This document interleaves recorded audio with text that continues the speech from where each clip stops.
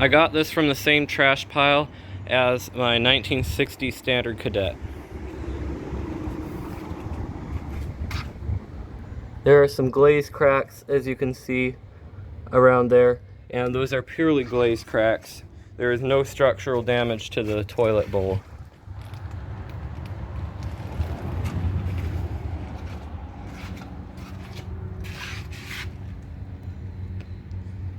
But for some reason there are all these scratches right here on the side, and also there are some more glaze cracks on the side of the tank.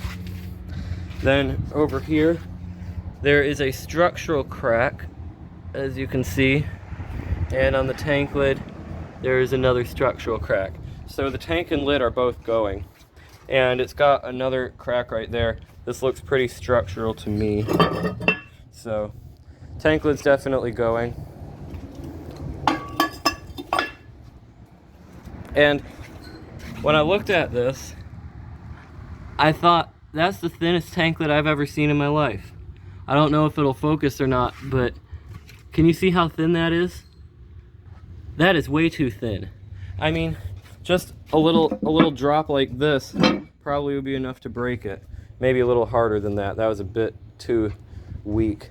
But this tank lid definitely not staying. So I'm getting rid of the tank and the lid. It looks like the lid probably broke after they took it out, which is a bit disappointing, but it had a structural crack already. And then the tank is also cracked, so that's not really a big loss.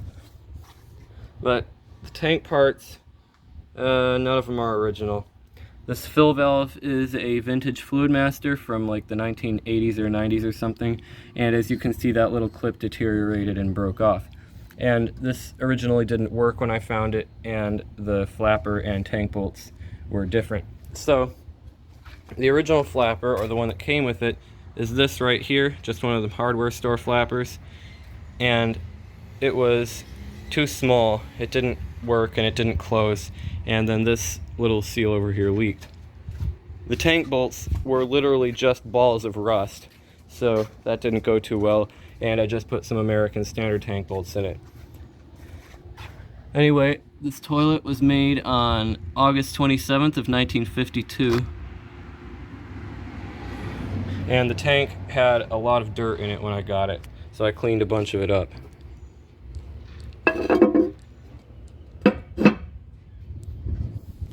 Let's give it a flush.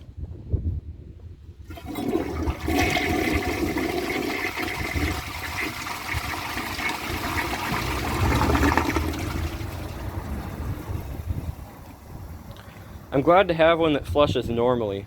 That green one I had was very slow for a Briggs Ambassador, but now I can test one and it will be accurate. Another thing is there was a ton of mineral buildup in here.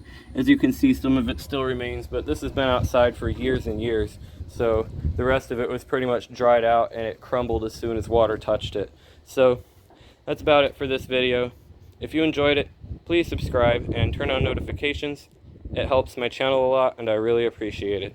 Thanks for watching, and see you guys in the next video.